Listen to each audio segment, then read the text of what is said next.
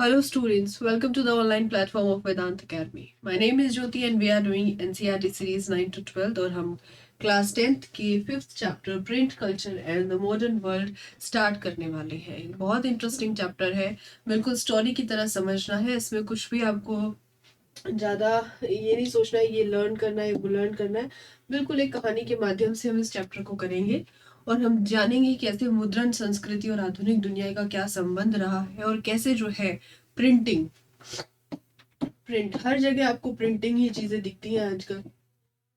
ठीक है, जैसे कि आप ये भी प्रिंटेड है बुक, प्रिंटेड बुक है तभी इसका पीडीएफ बना है, पीडीएफ बना है और उस प्रिंट से ही हम पढ़ रहे हैं। तो प्रिंट क्या मतलब शुरू से ऐसे ही प्रिंट होता था? क्या इसका कोई इतिहास है या फिर हम ऐसे ही सोचते हैं इसको? कुछ तो भी इसका भी होगा ना, कि जैसे कहाँ से शुरुआत हुई, कैसे अक्षर आए, प्रिंट होना शुरू हुए। तो वो सब चीजें हम आज इस चैप्टर में डिस्कस करेंगे। Print culture and the modern world. तो आज हम पढ़ने वाले हैं मुद्रण संस्कृति और आधुनिक दुनिया के बारे में। So let's get started the chapter. It is difficult for us to imagine a world without printed matter. अब हमारे लिए आज के समय पर अगर हम सोचें तो ये बहुत मुश्किल है कि हम प्रिंटिंग के बिना कुछ सोच लें, इस दुनिया को प्रिंटिंग के बिना कुछ सोच लें। बिकॉज आपकी टी शर्ट प्रिंटेड, ये प्रिंटेड, वो प्रिंटेड, सब कुछ printed. We find evidence of print everywhere around us, like in books, journals, newspapers, prints of famous paintings, and also in everyday things like theater programs, official circulars, calendars, diaries, advertisement, cinema posters at street corners. दिखते हैं ना आपको street के कोने में जो आपके cinema poster होते हैं, सब कुछ प्रिंटेड है। एडवर्टीजमेंट हो रहा है, होर्डिंग्स लगे हैं, सब कुछ प्रिंटेड है। वी रेड प्रिंटेड लिटरेचर, हम पढ़ते जो है वो प्रिंटेड लिटरेचर पढ़ते हैं। See printed images, follow the news through newspapers and track public debates that appear in print. We take for granted this world of print and often forget that there was a time before print. और हम इस time जो printed चीजें हम पढ़ रहे हैं, ये वर्ल्ड जो हम देख रहे हैं, हम उसको फॉर ग्रांटेड ले लेते हैं कि चलो ठीक है, बहुत अच्छी बात है भाई, हमें प्रिंटिंग चीज सब मिल रही है, इसके बारे में कुछ ज्यादा सोचते नहीं है।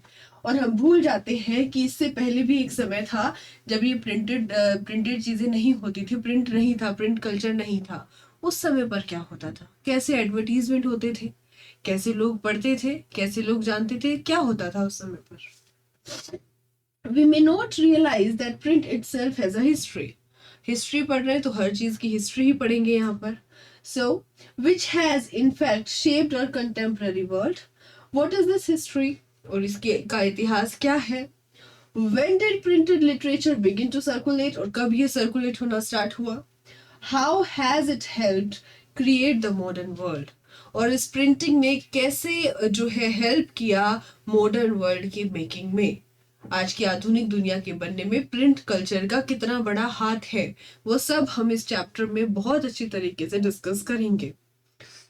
इन दिस चैप्टर, इस चैप्टर में हम क्या क्या देखेंगे? We will look at the development of print from its beginnings. कहाँ से शुरुआत होती है? East Asia. From its beginning, from East Asia to its expansion in Europe.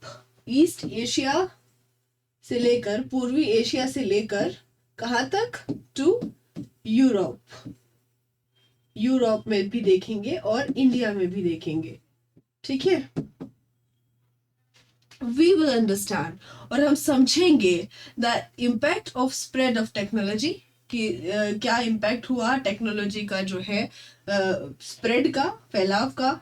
And consider how social lives and cultures change with the coming of print, कि कैसे social आपकी society, कैसे आपके कल्चर्स प्रिंट के आने के बाद चेंज होते गए, वो सब चीजें हम इस चैप्टर में डिस्कस करेंगे। सो दिस इज द एक प्रीव्यू आपको दे दिया क्या इस चैप्टर में हम क्या क्या पढ़ने वाले हैं। द फर्स्ट प्रिंटेड बुक्स, सबसे पहले प्रिंटेड बुक्स के बारे में पढ़ेंगे, कैसे शुरुआत होती है। The earliest kind of print technology was developed in China. तो जहां से भी अर्लीस्ट कहा, जब भी पुरानी बात आती है प्रिंटिंग आपके इतिहास की, तो वो हम उसके लिए बात करते हैं, स्पेशली चाइना की बात करते हैं, उसके साथ साथ जापान की बात करते हैं एंड कोरिया की भी बात करते हैं। तो कहाँ पर शुरुआत हुई? China, Japan, Japan and Korea. चीन में, जापान में और कोरिया में इसकी शुरुआत होती है। This was a system of hand printing. तो कोई भी चीज पहले मशीन्स नहीं होती थी, तो हाथ से होती थी। तो सबसे पहले होती थी हैंड प्रिंटिंग। हैंड प्रिंटिंग बहुत सुंदर सुंदर जो है प्रिंट होता था। सो हैंड प्रिंटिंग की शुरुआत यहाँ से हुई। From AD 594 onwards, books in China were printed by rubbing paper. Paper की रबिंग पेपर के थ्रू जो है बुक्स जो है चाइना में प्रिंट होती थी 594 एडी के आसपास से। ऑल्सो इन्वेंटेड देयर, ये रबिंग पेपर वाली टेक्निक वहीं पर इन्वेंट हुई थी। Against the inked surface of would block, ठीक है, वुड ब्लॉक के थ्रू से ये होता था।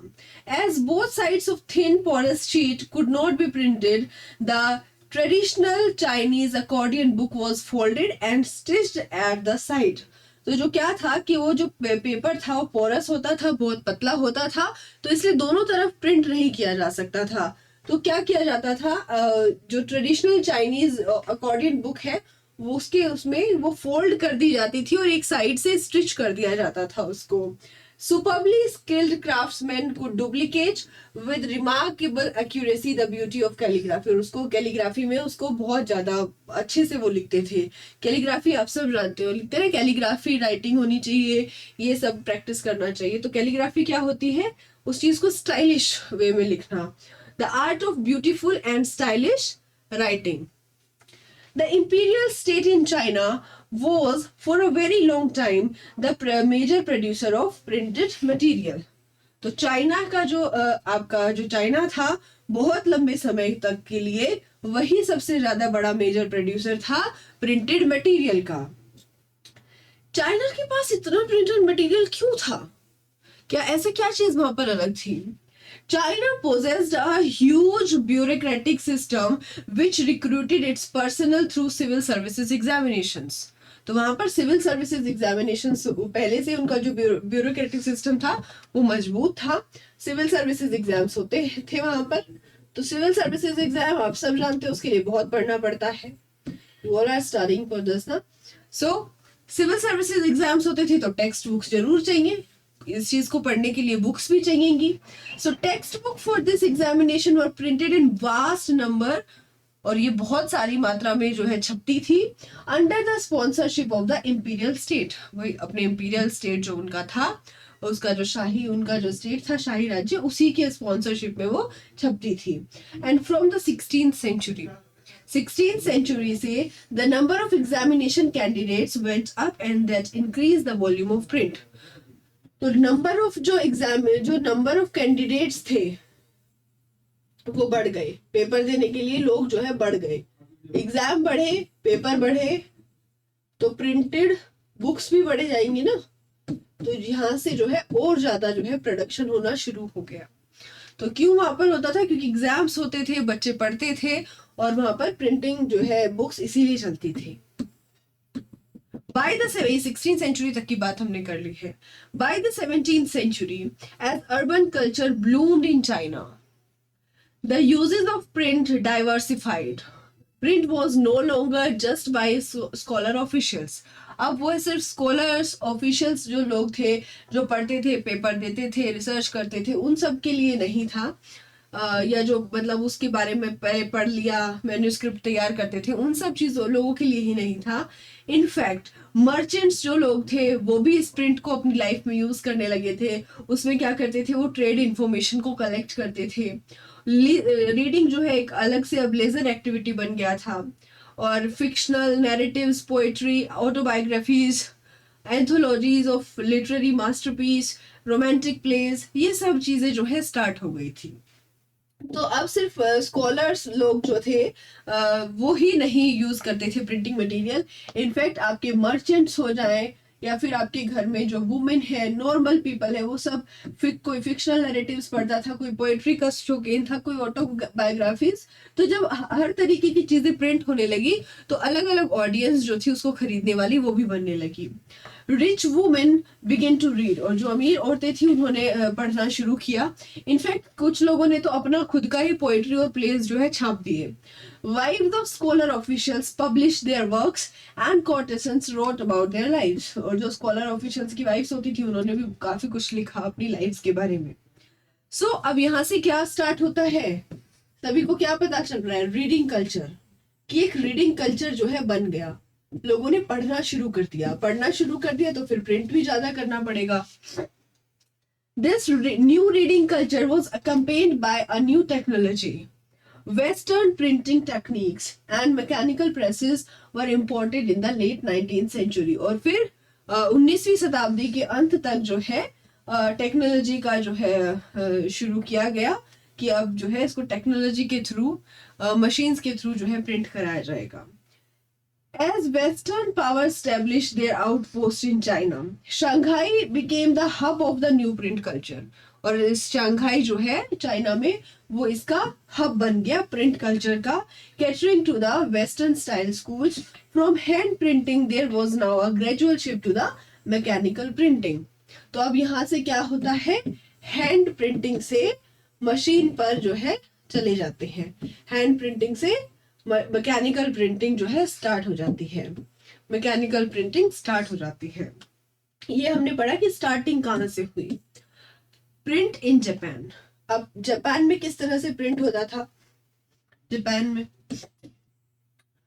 अब जापान में जो गया था वो गया था चाइना से, ठीक है, जापान में गया चाइना से, कैसे, बुद्धिस्ट जो लोग थे उनके through. Buddhist missionaries from China introduced hand printing technology into Japan around 768 to 770 AD. आपके 768-770 के एडी के आसपास जो है चाइना से जो है जापान में टेक्नोलॉजी गई। The oldest Japanese book printed in 868 AD, 868 में जापान की एक ओल्ड बुक है जो कि लिखी, जो बुद्धिस्ट बुक है, डायमंड सूत्रा के नाम से, diamond Sutra, containing 6 sheets of text and woodcut illustrations, मतलब woodcut के illustrations उस पर है और 6 sheets of text है। तो ये आपकी सबसे पुरानी बुक है जापान की। Pictures were printed on textiles, और पिक्चर्स पहले कहाँ कहाँ बनती थी, आपके कपड़ों पे बनती थी, आपके जो ताश के पत्ते हैं, प्लेइंग कार्ड्स, उन पर बनती थी, या फिर कागज की जो मुद्रा होती थी आपकी पेपर मनी, उस पर जो है पिक्चर्स बनती थी। इन मिडेवल जापान, मध्यकालीन जापान की अगर आप बात करो तो पोएट्स एंड प्रोट्स, जो आपके गद्य पद्य जो छपते थे, उनके जो राइटर्स थे वो रेगुलरली पब्लिश्ड। अब वो क्या करते थे, अपना पब्लिकेशन करते थे रेगुलरली, पब्लिकेशन हो रहा है रेगुलरली, पब्लिकेशन रेगुलरली हो रहा है, और उसके बाद वो प्रिंट भी रेगुलरली हो रहा है। तो बुक्स क्या हो जाएंगी, बुक्स जो है वो चीप हो जाएंगी, ठीक है, लिखने वाले भी काफी मात्रा में है, छपने वाले भी, पढ़ने वाले भी। So books were cheap and abundant, books बहुत ज्यादा थी और वो सस्ती थी, ठीक है। Printing of visual material led to interesting publishing practices.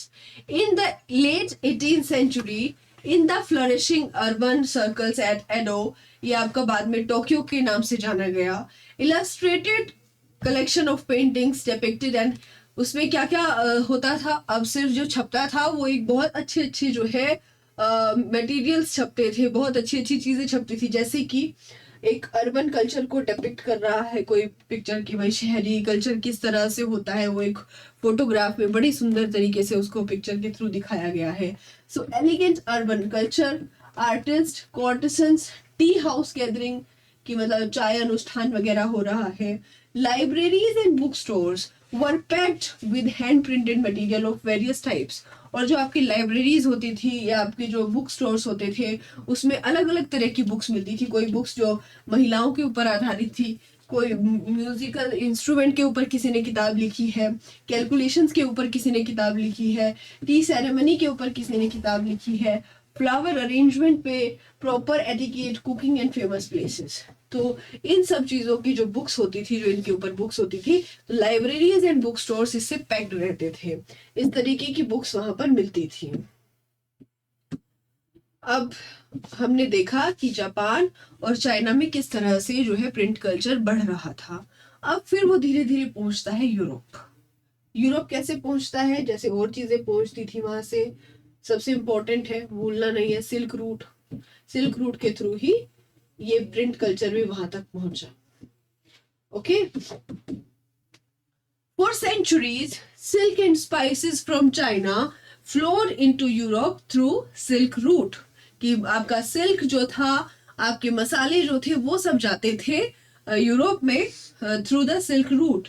और 11वीं शताब्दी में चाइनीज पेपर भी यूरोप पहुंचा सेम रूट के थ्रू, सिल्क रूट के थ्रू ही चाइनीज पेपर जो है यूरोप पहुंच गया। और पेपर से क्या हुआ? Paper made possible the production of manuscripts carefully written by scribes. जो केयरफुली लिखी गई थी वो सब चीजों से पॉसिबल हो पाया मैन्यूस्क्रिप्ट्स का बनना। देन 1295 में, 1295 में मार्को पोलो जो है वो एक ग्रेट एक्सप्लोरर थे। वो इटली वापस आए। चाइना में काफी दिन तक उन्होंने जो है एक्सप्लोर द वर्ल्ड किया चाइना में। तो वहां से वो जो टेक्नोलॉजी थी वुड ब्लॉक प्रिंटिंग की, वो सीख के आ गए। तो उससे पहले कुछ नहीं हो रहा था यूरोप में, वुड ब्लॉक प्रिंटिंग वगैरह। अब मार्को पोलो ने जो है वो वुड ब्लॉक प्रिंटिंग जो है सीख ली। मार्को पोलो ने सीख ली वुड ब्लॉक प्रिंटिंग।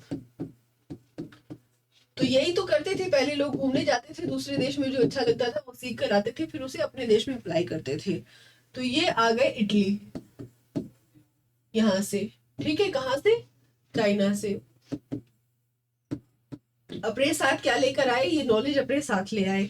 अब इन्होंने क्या किया, इटालियंस लोगों ने क्या किया, इटली वालों ने वुड ब्लॉक्स के साथ साथ अपने बुक्स जो है प्रोड्यूस करना शुरू कर दिया। और धीरे धीरे इटली के साथ साथ ये पूरे यूरोप में फैल गई। Luxury editions were still hand written.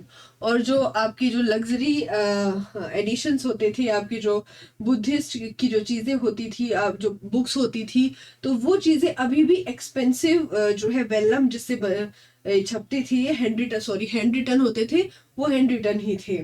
उसमें आपके aristocratic circles, rich monastic libraries which scoffed at a printing books as cheap वल्गैरिटीज।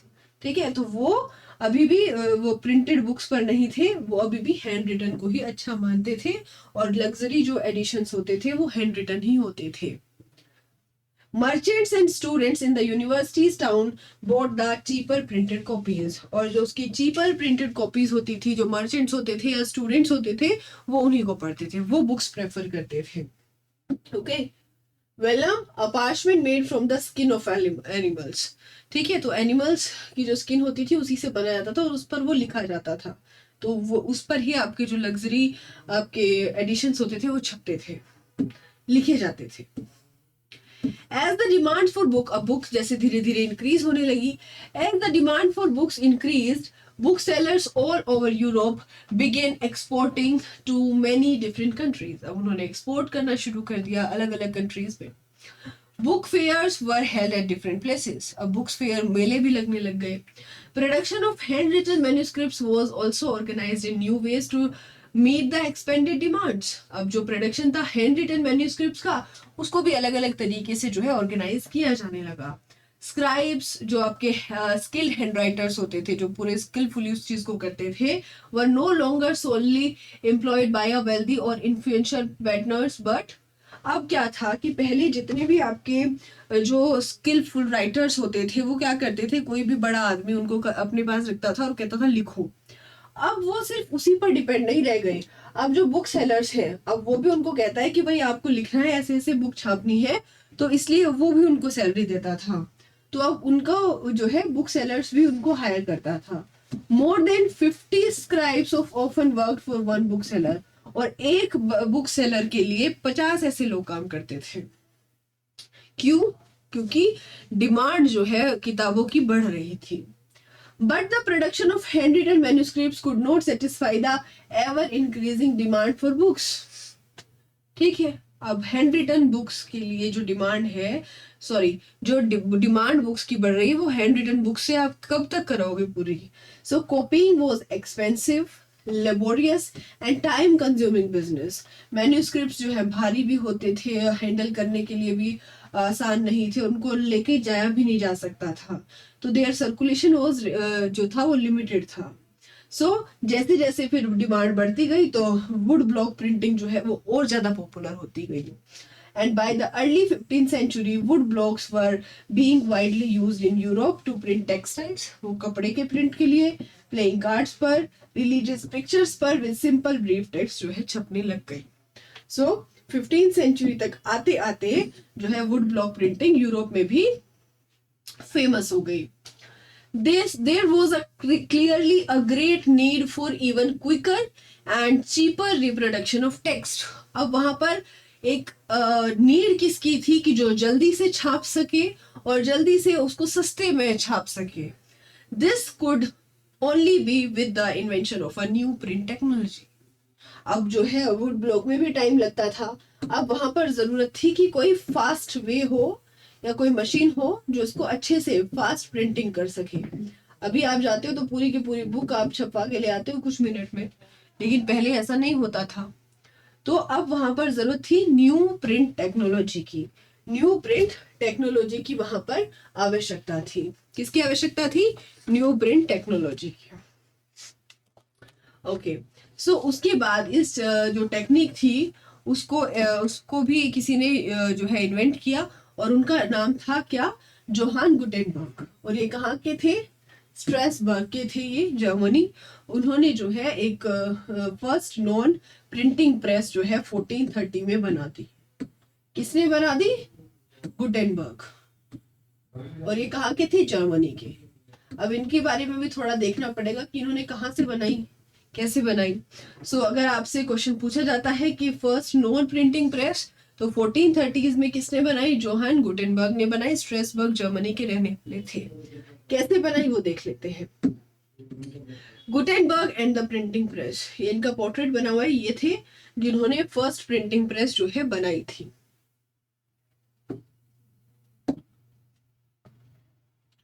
Gutenberg was the son of a merchant and grew up on a large agriculture estate. बड़े किसान थे और बड़े इसके जो father थे मर्चेंट का बेटा था और काफी इनके जो है एग्रीकल्चर फार्म्स वगैरह होते थे।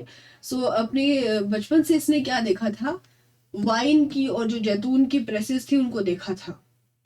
तो इसने धीरे धीरे क्या सीख लिया, यहाँ से इसने क्या सीखा?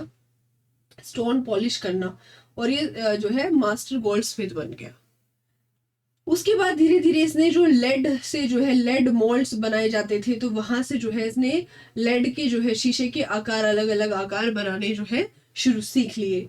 अब ड्राइंग ऑन दिस नॉलेज इसने क्या किया? एक नई टेक्नोलॉजी बना ली अपनी डिजाइन को इन्वेंट करने के लिए।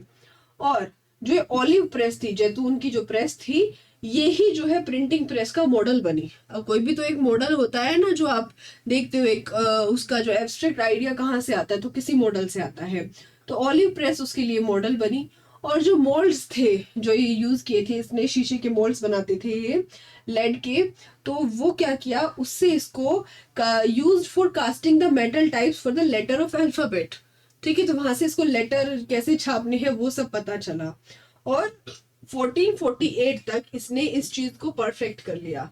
गुटेनबर्ग ने इस चीज को परफेक्ट कर लिया। और फिर the first book he printed was Bible, और इसने सबसे पहले बाइबल को प्रिंट किया। तो ये भी इंपॉर्टेंट है। और इसकी about 180 copies were printed and it took 3 years to produce them. और इसकी 180 कॉपीज बनाने के लिए इसको 3 साल लग गए। और उस टाइम तक के लिए बहुत कम टाइम होता था, क्योंकि पहले बहुत ज्यादा टाइम लगता था। The new technology did not entirely displace the existing art of producing books by hand. But इस नई टेक्नोलॉजी ने पूरी तरह से हैंड रिटन जो बातें बुक्स बनती थी उसको बिल्कुल भी एंटायरली डिस्प्लेस नहीं किया था, कि पूरी तरह से वो खत्म नहीं हुआ था। In fact, printed books at first closely resembled the written manuscripts in appearance and layout. उसकी appearance layout बिल्कुल ऐसी रहती थी। और जो मेटल लेटर्स होते थे वो इमिटेट करते थे कि ऑर्नामेंटल हैंड रिटन स्टाइल की, जैसे आभूषण वाले जो हैंड रिटन स्टाइल्स हैं उन सब चीजों से। बॉर्डर को हाथ से जो है उनको सिया जाता था, उस पर कुछ पैटर्न लगाए जाते थे, पेंट किया जाता था। तो जो बुक्स प्रिंटेड होती थी रिच लोगों के लिए, तो उसमें जो साइड में जो कुछ पेज ब्लैंक छोड़ देते थे या कुछ साइड में स्पेस छोड़ देते थे कि जैसे चाहो आप उसको डेकोरेट बाय हैंड करा सकते हो, कि बुक प्रिंट करा ले लेकिन साइड में जो है स्पेस खाली छुड़वा देते थे. So each purchaser could choose the design and decide on the painting school that would do the illustration. तो वो जाकर कुछ भी उस पर करा सकता था. In the 100 years between 1450 and 1550, 1450 से 1550 तक प्रिंटिंग प्रेस मोस्टली हर एक कंट्री में जो है यूरोप की चली गई. Printers from Germany travel to other countries seeking works, और उन्होंने स्टार्ट करना शुरू कर दिया न्यू प्रेसेस को हेल्प करना शुरू कर दिया. As the number of printing presses grew, book production boom. अब जब प्रिंटिंग प्रेस चलेगी तो बुक प्रोडक्शन भी बूम हो जाएगा. तो by the second half of the 15th century 20 million copies of printed books flooding the markets in Europe.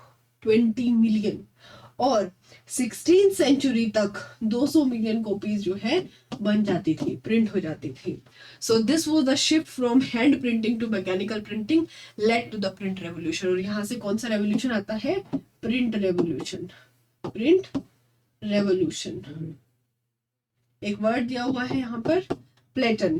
प्लेटन में जो भी लेटर प्रेस करके प्रिंट किया जाता था, तो प्लेटन एक बोर्ड होता था जिसको बैक ऑफ द पेपर पर लगा दिया जाता था कि जिस टाइप का आपको इंप्रेशन चाहिए वो फिर उस पे आ जाता था. At one time it used to be wooden board, और फिर बाद में इसको स्टील का बनाया जाने लगा. आपको बॉक्सेस में सब बहुत उससे दिया जाता है. The print revolution and its impact. अब प्रिंट रेवोल्यूशन आ गया, इसका इम्पैक्ट क्या पड़ा?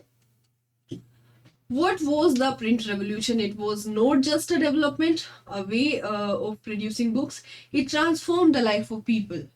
कि ये सिर्फ एक रेवोल्यूशन ही नहीं था, एक डेवलपमेंट ही नहीं थी, बल्कि इससे लोगों का बिल्कुल अलग ही तरीका का ट्रांसफॉर्मेशन हो गया था. इससे लोगों को इन्फ्लुएंस किया जाता था, पॉपुलर परसेप्शन और अलग अलग एक तरीका. एक बुक्स आपको क्या करती है? एक नई एक वे देती है, एक नया रास्ता देती है सोचने का. तो वही काम वहां पर उस टाइम पे हो रहा था.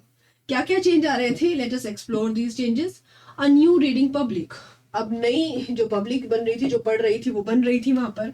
सो with the printing press a new reading public emerge. Printing ने जो है कॉस्ट कम कर दी बुक्स की. The time and labour required to produce each book came down and multiple copies जो है वो आराम से बन सकती थी. Access to books created a new culture of reading. पहले क्या होता था कि रीडिंग सिर्फ एलाइट्स, जो बड़े लोग थे, उन तक ही सीमित थी, और कॉमन पीपल सिर्फ ओरल पढ़ते थे. ओरल कल्चर था उनके लिए. जो बैलेट्स होते थे, जो उन सब चीजों को पढ़ते थे, फोक टेल्स के थ्रू उनको सुनाते थे, वो सब जो बोलते थे और बाकी फोक टेल्स नरेट करते थे, तो ही उनको पता चलता था. नॉलेज ओरली ट्रांसफर्ड होती थी. लेकिन जैसे जैसे बुक्स बनती गई और ये एक्सपेंसिव भी नहीं थी, तो अब क्या हुआ? अब लोगों ने बुक्स की तरफ को जाना शुरू कर दिया. Now books could reach out to the wider section of people. And if earlier there was a hearing public, now a reading public came into being. पहले क्या पब्लिक थी? रीडिंग हियरिंग पब्लिक थी, सुनने वाली जनता थी. अब क्या जनता है? अब जो है पढ़ने वाली जनता है. तो hearing public to reading public जो है अब अस्तित्व में आती जा रही थी. But the transition was not so simple. Transition इतना भी सिंपल नहीं था जितना दिख रहा है कि इतना आसान था. Books could be read only by the literate. अब जो पढ़ा लिखा है उसको ही बुक समझ आएंगी.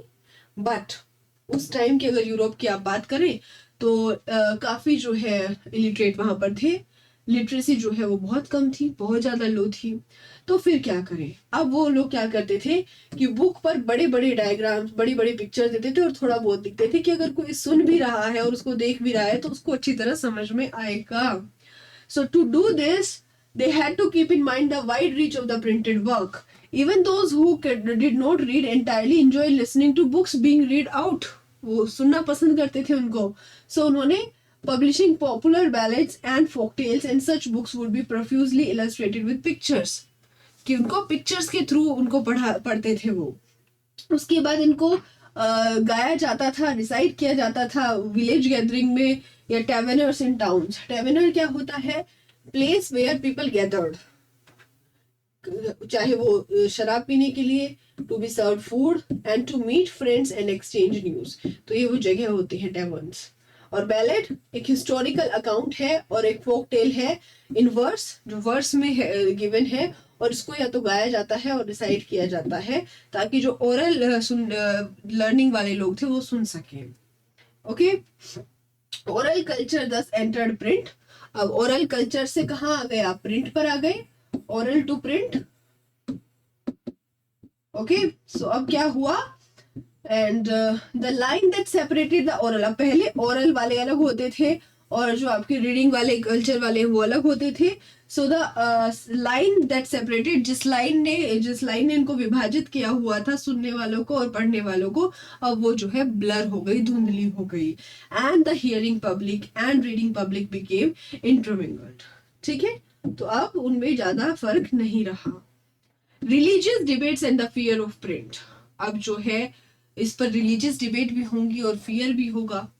प्रिंट ने जो है एक वाइडर सर्कुलेशन दे दिया आइडिया का। अब एक नया डिबेट है, आपने क्या पढ़ा रहे ऐसा तो नहीं है, तो अब जो जिसको गलत लगता है वो भी अपनी बुक प्रिंट कर सकता है।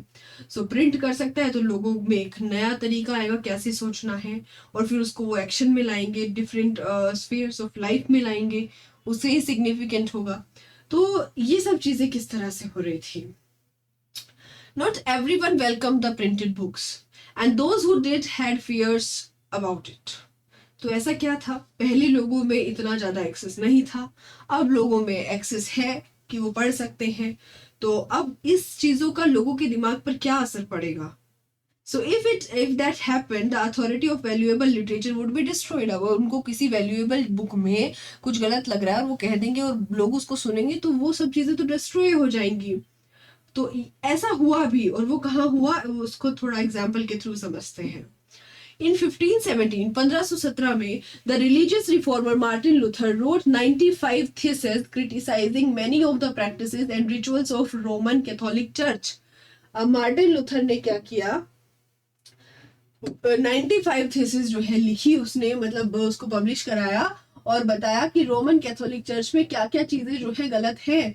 और इससे क्या हुआ, लोगों ने देखा, उसको पढ़ा, उनको कुछ समझ में आया, तो इससे क्या हुआ, लोगों में बहुत ज्यादा नंबर में सब चीजों के खिलाफ जो है लोग भड़क गए। And this led to the division within the church, और इससे डिवीजन हो गया।